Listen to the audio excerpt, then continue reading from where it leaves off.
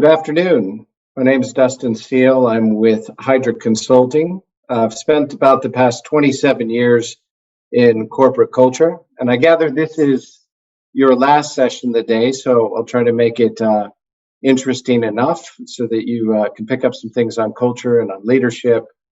The focus will be on culture in general, in my experience over the 27 years, our research, but also about the key component to culture, which is leadership. And leadership has never been in a sharper relief in my lifetime than right now. If you look at the world and our responses to the epidemic, the challenges that come with it, good leadership has been very noticeable. Average leadership, maybe less so. And bad leadership, even more noticeable. And the impacts are pretty stark. So just starting at the front end about what is culture, because it's been a topic in my life for a long time, and it's now in the parlance of the wider society. It's something people talk about a lot.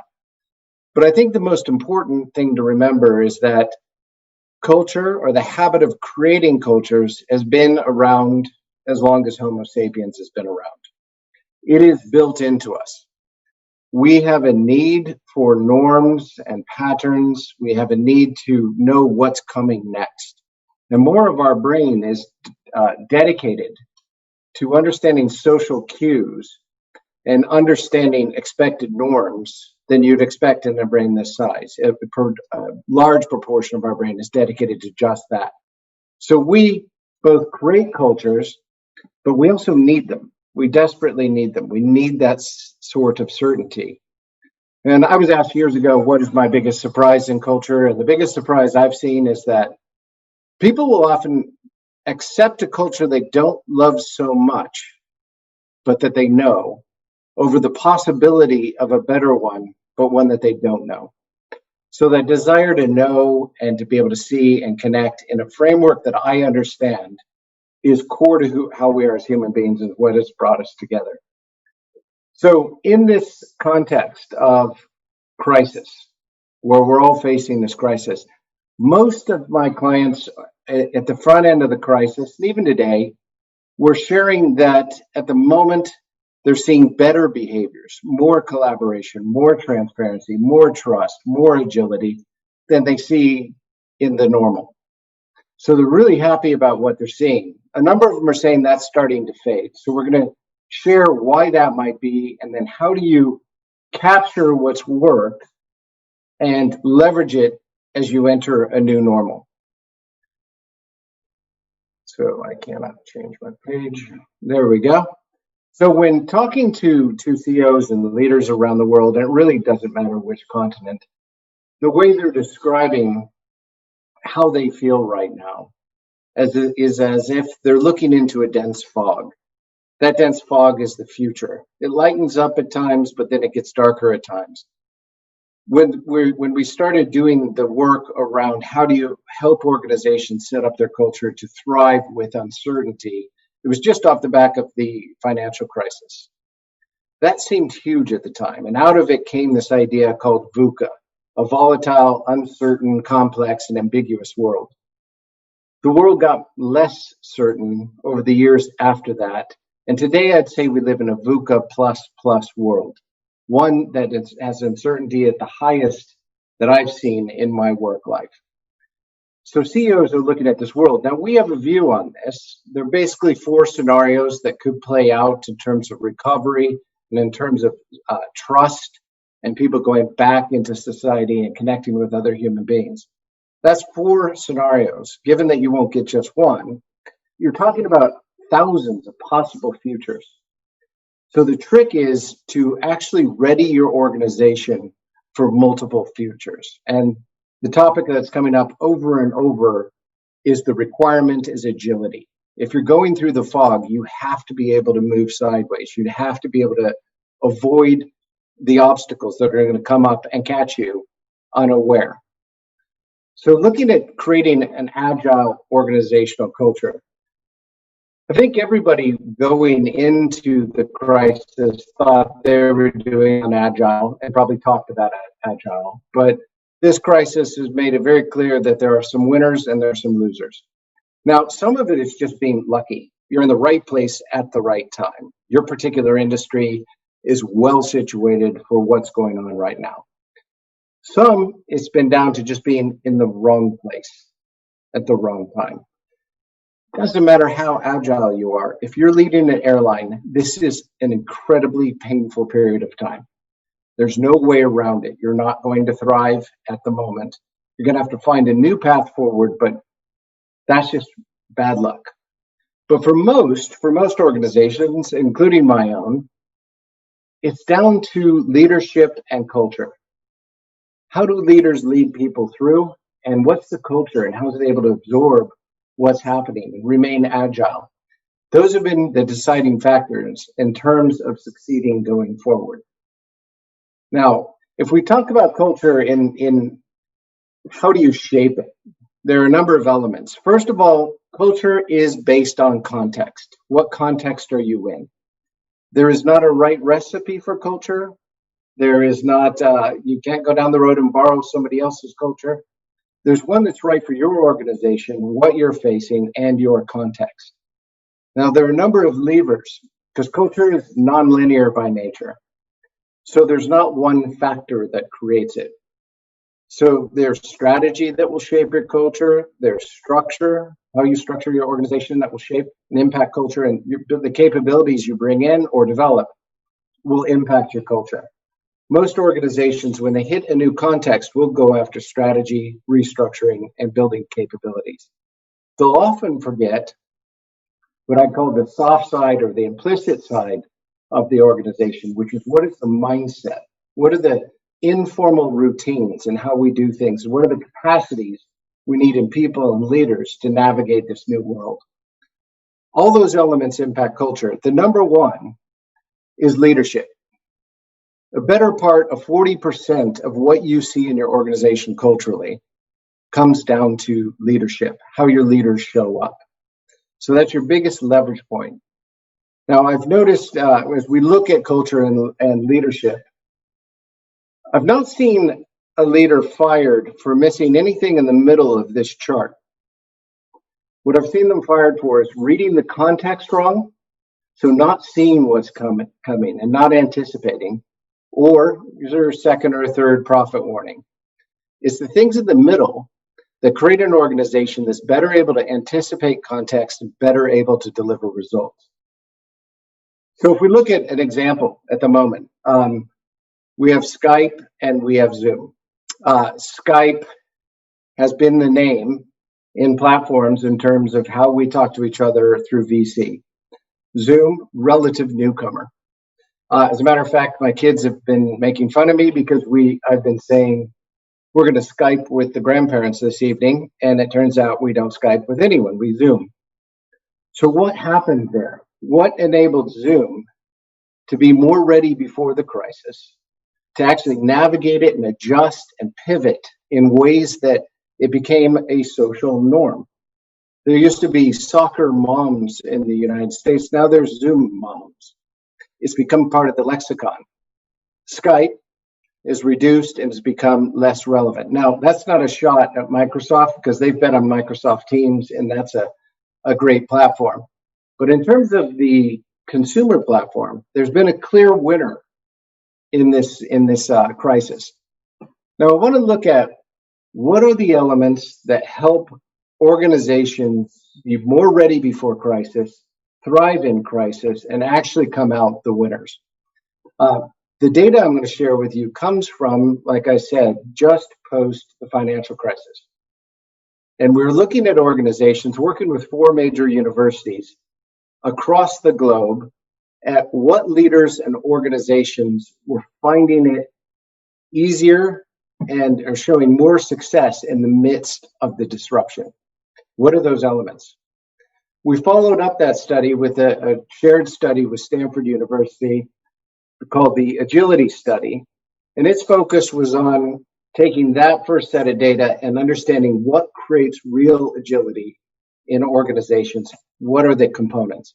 And it comes out, it's highly complex, but if you simplify it, There are three different things in organizations with thriving organizational cultures. So the first is a high sense of vitality. So that sense of energy, collaboration, resilience, feeling part of. And you know that when you're a leader or a person or organization, the energy feels right. The second is a growth mindset. So the willingness to try things, experiment, fail fast, innovate, learn, and continually be adaptive. The third is purpose. So not the purpose statement on the side of the wall in the lobby, but people in the organization actually having a connection to the purpose of the organization. What do you stand for beyond what you deliver? What is this organization here to do? Now, when those three things are in alignment and in full, all three are healthy, you have a thriving organizational culture. You have an agile culture. You can make things happen. Any organization, every organization probably has at least one that's a strength. Most have two. It's a very small subset of organizations that have all three in abundance and in alignment. And those organizations tend to show better results than those that don't. Now, the question is, why are our people collaborating right now, finding new ways, experimenting, adjusting, showing agility, having greater trust in one another? Where are they getting this resilience? Now, in any crisis, human beings will go in two directions. One is everybody is out for themselves. The other is we're in this together. If you're one of those organizations that's seen improvements, you have people that have gone down, we're in this together. And what's happened is the purpose of the organization has been made very clear to everyone, which is thriving or being able to achieve and succeed and deliver to customers in the midst of the crisis. The crisis gave your organization a purpose, which brings out the vitality and the growth mindset. Now, working with organizations for a number of years, in some organizations, they see that whenever there's a crisis, and I won't name the organization, something's gone very wrong. Suddenly, silos go away, hierarchy and political alliances go away, and people work together. That's because the crisis has become the purpose. Problem is when things go back to normal, you lose it. You go back to established patterns because you no longer have that established purpose. So as you think about taking your organization from this first phase of COVID into the next phase, which is another set of unknowns, one of the critical elements is connecting to purpose. What do we stand for beyond survival and making our way through this discontinuity? If you can do that, you can land that with people and create the vitality and growth mindset. The predictive elements around what it will do for your organization are pretty astounding. So this comes out of the Heidrick Stanford agility study. So if you get those three elements in alignment and operating at their highest level, you can see there's a 34% higher commitment in the organization, higher engagement. 47% improvement in trust in the company. I believe in this company. And then an 86% better experience of agility and innovation, where people are answering, yes, we're focused on the right things. We're making the innovations that we need to. We're keeping up. Those are pretty incredible outcomes. Another set of outcomes, it's a 75% predictor of what performance you're going to show in crisis and post-crisis, is the level of those three elements: the growth mindset, the purpose, and the vitality. Increase in net promoter score, and then the feeling of burnout goes down by 85%. We ask a lot of ourselves, we ask a lot of our people. In a thriving organization, one that's agile, people feel less burned out. They have a whole new source of energy. In one that's not, it's a lot of work to get things done. So those are the outcomes. Now, as I mentioned earlier, the biggest input to culture is leadership. And that starts with the CEO. I've never seen a time more so than today where people want to hear from the CEO. Where are you? How are you doing? So they want to hear the CEO. So what do you need in that leader, in that leadership team? There are four things that create an agile organizational culture in terms of leadership. The first is foresight and thinking dexterity. So how far out can this person see? Can they see the ripples in the distance before their waves? And the thinking dexterity is, can they make sense of it now? Make a play on that distant foresight now. The second is curiosity and learning. I know I'm on the wrong track if I meet a leader that says a leopard can't change their spots. Leaders who are constantly learning, both about themselves and how they can change, but also a leader that says, I want to know about the Internet of Things, and then goes and finds out, learns it all, gets as deep as they can into that topic. That constant learning is in these leaders. Tenacity and resilience. There's a recent article on grit. That's a core component to agility. The ability to hit obstacles, but keep on going, find a new way, move forward. And then the fourth, which is the one that's often forgotten, is social agility and inclusion. I've been surprised by leaders who are saying, I've spent time with my people, and it's amazing. This caring stuff works. Caring about people works. What a surprise. So the ability to interpret people, to interpret groups, to actually hear the quietest voices in the room, which is inclusion. Some of the best ideas are those ones hidden away from you, and actually take people forward. Any leader that brings these four qualities, and we spend our time assessing and developing leaders on these qualities around the world, is better placed to create a thriving organizational culture. Now, the last thing I'll share is simply that organizations are shadows of their leaders. My mentor, Larry Sen, coined that term many, many years ago. And I had a client a couple of years ago, and I knew we would shape the culture to a thriving organizational culture. When he said, you know what, my competitors can copy my technology, they can copy my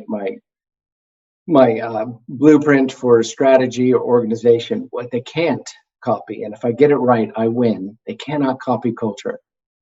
But the important thing was, he said, when I took this role, I knew my first priority was changing that culture, but I knew it started with me. So ask yourself that question. You want to change your organization. Where does it start with you? What do you do next? So I'm going to open it up to questions, but first I'd like to thank you for listening to me for a few minutes. I'd also like to, I know this is the last session of the day, and on behalf of the conference, would like to thank you for being part of the conference throughout the day, and I'm hoping you got value, and it's helping you think about yourself, your team, your organization, as you enter this next phase. So there are a couple of questions, and I'm just checking my timing. Okay. First, how does Heidrick and Struggles work with clients to develop agile leaders and cultures? Can you give an example? Without name, I'm going to not name a client's name, but I did work a while back with a consumer goods company that had been in decline for, I think, 10 years. They were able to turn the organization around, best growth performance, best EBITDA performance, and best engagement scores in their history. Where did we start? We work with the top team, with the leadership team, in defining the path, understanding what it will take to shape culture, and making sure that they role model that culture. And we have a process designed to help create the insights and the new thinking necessary for leaders to be different sustainably. We also transfer our capability. Our belief is consultants shouldn't live inside a client forever. So we transfer our capability to the client, so they're able to create that change and connection to the purpose, vitality, and growth mindset at scale, both in their systems and their process and informal routines, but also mindset by mindset right through the organization. You mentioned that a CEO of any given company is uniquely placed to impact culture. What role should boards play? That's a good question. First of all, you know that the two are divided. One is to operationalize the business and drive the business forward. The other is a fiduciary responsibility, and you're looking after a wider picture. My take on it, and chairmen, chairwomen, for the first time in my life are interested in my topic. And that's good to see. But for a while, it was something they weren't thinking about. Your board is responsible for the CEO and your executive. And having the right people in those seats and making sure that they are role modeling what you need to know, what you need the business to be. But second, that they have the capabilities and the plan to shape the organizational culture to the place you need it. They need to be looking at culture. You cannot do it sort of thumb in the wind. It has to be data driven. It has to be nudged and measured over time. And both the board and the exec committee should be looking at that dashboard on a regular basis and making decisions. Occasionally, you have a top team and there's a leader that is not going to get there, that has decided this is not my game. As a board, those on rare occasions, it's the CEO, and that's bad news, is having that tough conversation and challenging the business to make the decisions they need to make around leaders who are not going to role model or be the culture going forward.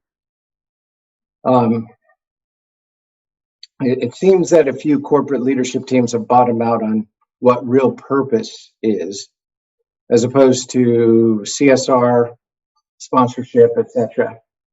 So how do you persuade them that it matters? So purpose. So a lot of top teams can get close to purpose and they know kind of what they're about. They're very bad at getting that into the hearts and minds of their people right down through the organization on average.